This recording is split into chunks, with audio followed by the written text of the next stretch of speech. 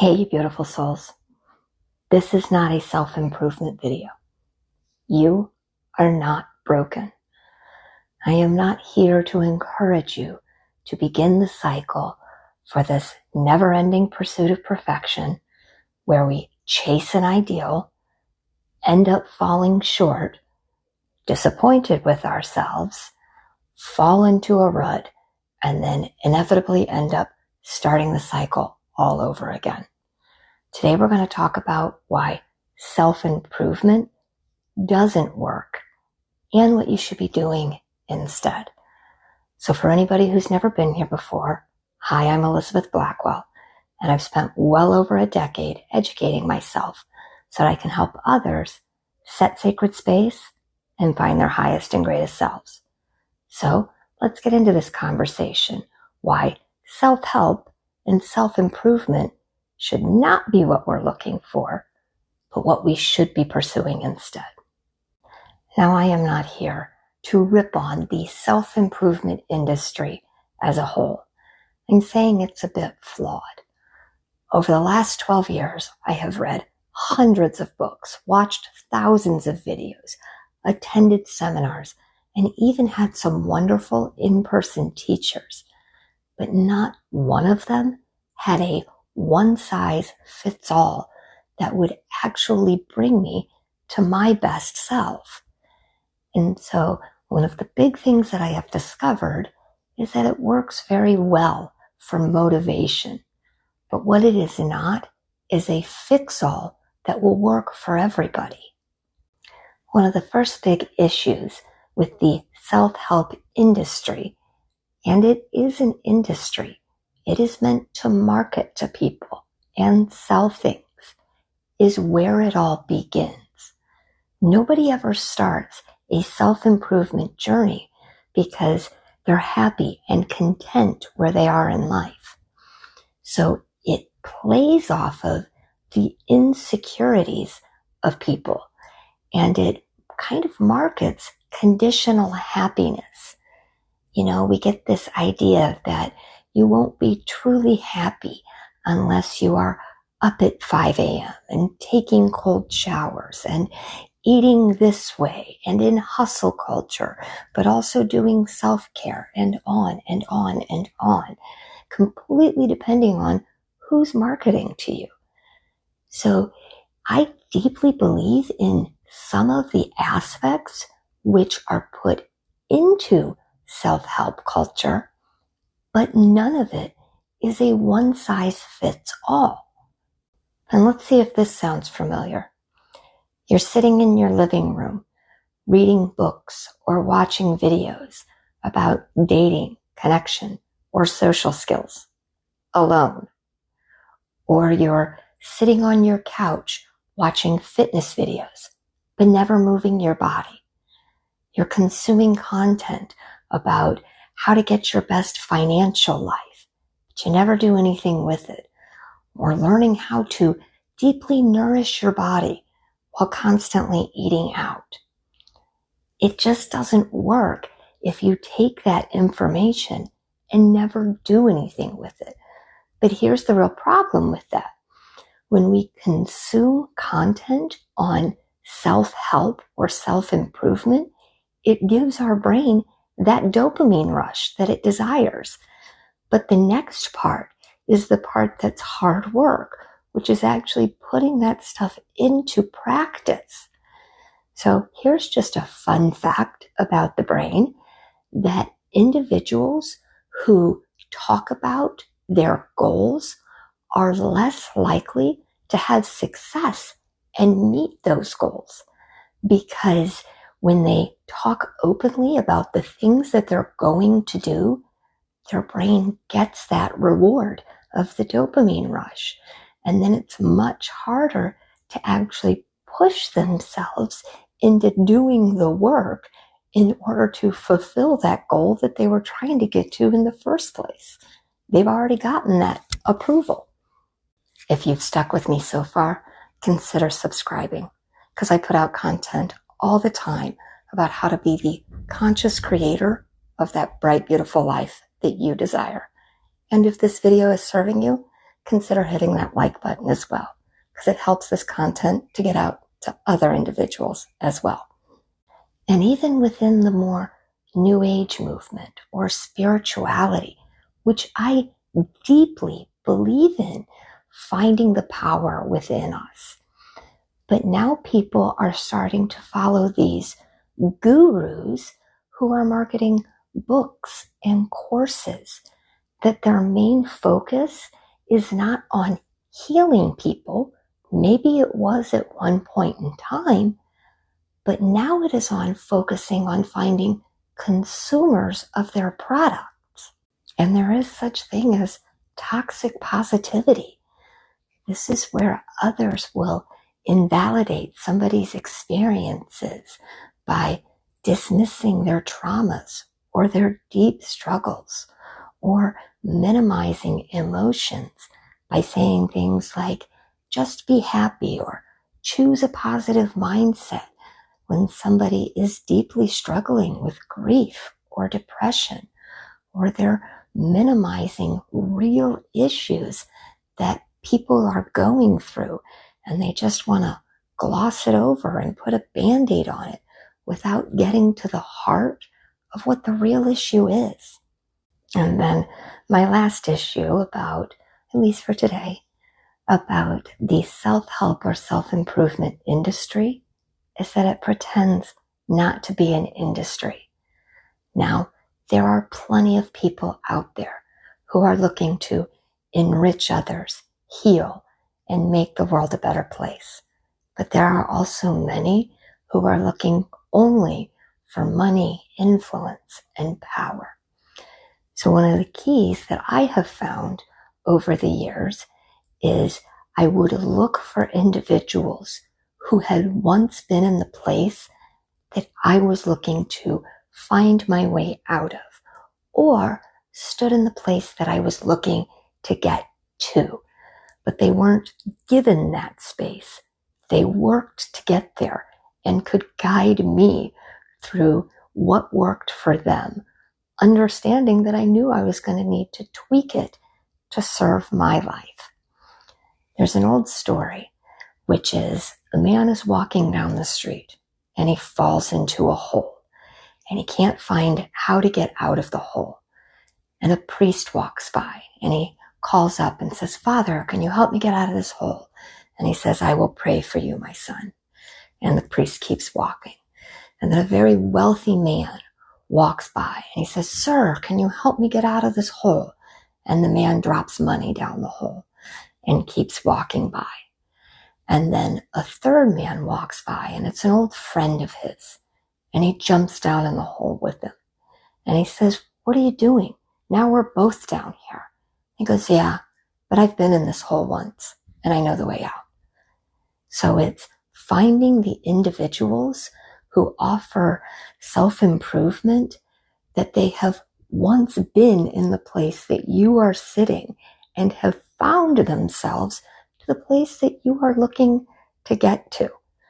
But let's talk about what the real answer to finding your highest and greatest self. So I am not here to be part of the problem. Even when I was doing research for this video, I found a lot of content about people saying everything that was wrong with the self-help or self-improvement industries, but I didn't see very many offering answers or solutions. So if you are at that stage 1, or you are in a rut, I will offer you what I can suggest, being in this space for well over a decade, looking to not only find my best self, but to help others as well. And these are my suggestions. So instead of trying to fix yourself, you want to approach this as a journey of self-fulfillment and self-mastery.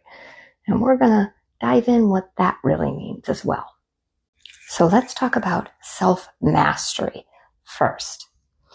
No matter if you are trying to be more productive and more successful with your day. Build a financial future. Get the best out of your physical body. No matter what it is that you are concentrating on or working on, stop trying to adapt the routines of others. What will work for one will not work for all.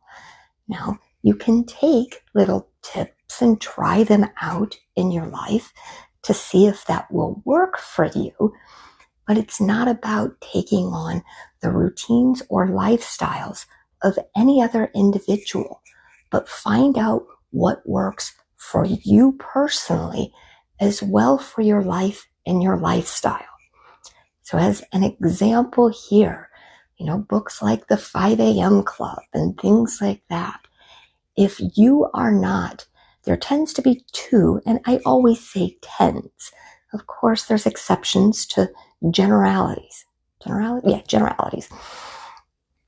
But if there tends to be two general groups of people, some people tend to be more morning people, which means when they wake up in the morning, that is their point in time where they wake up quickly and they can be productive and find a lot of good in the morning.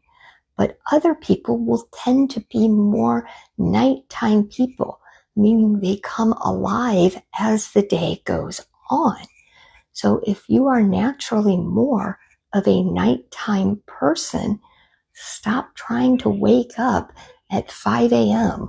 or an hour or two earlier than you normally would, because then you just get 2 extra hours of being extra groggy and not really more productive. So take that time that you would have spent first thing in the morning and shift it to the evening time, because that's going to naturally work better for you. When it comes to self-mastery, set SMART goals. Specific, measurable, achievable, relevant, time-bound. That's what SMART goals stands for. But even within those 5 areas, it's about you. It's not about anybody else. Your specific goals may be very different from somebody else's. Things that are relevant to you may not be relevant to anybody else, and vice versa. And one person's timeline may be completely different from another person's timeline. But when you are trying to get to that higher and better place, it's about setting what works for you.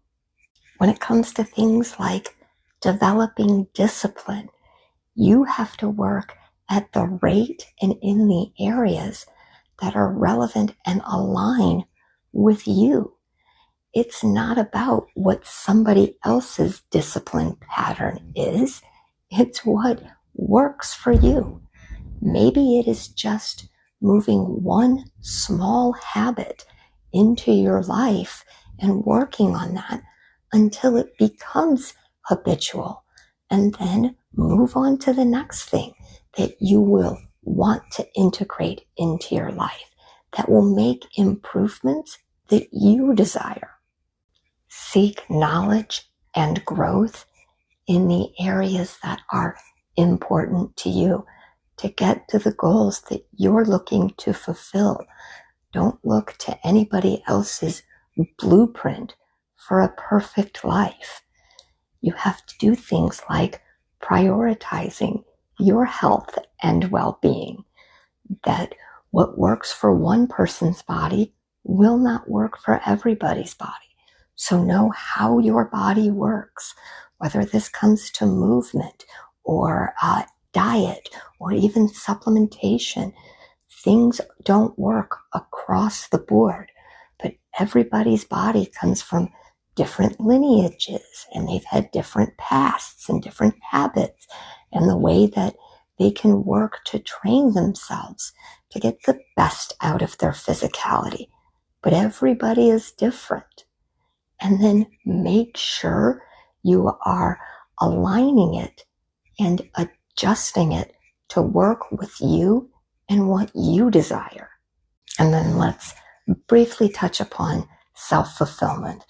I have to say I could build entire video series on both self-fulfillment and self-mastery, but I don't want to throw too much at you guys.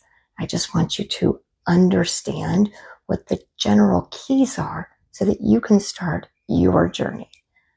But true self-fulfillment starts with understanding who you really are at your core level. This is about understanding your values, what your goals are, or what you're trying to get to. Understanding what your barriers are. Know what doesn't work for you or in your life.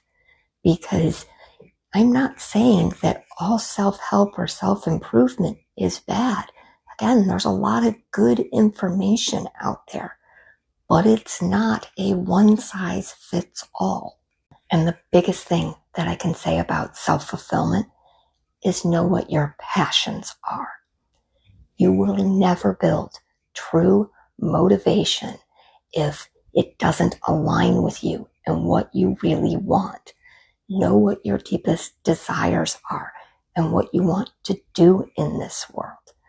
You are never going to be the CEO of a Fortune 500 company if corporate lifestyle is not your thing. You are never going to build deep financial money, if that wasn't a good way to state it, but you will never have real financial successes if money is not important to you. Now, it is to most people, but you may not be most people. So know what's important to you, but know what your passions are and the things that you truly desire in life to build within you and to cultivate deep within your soul.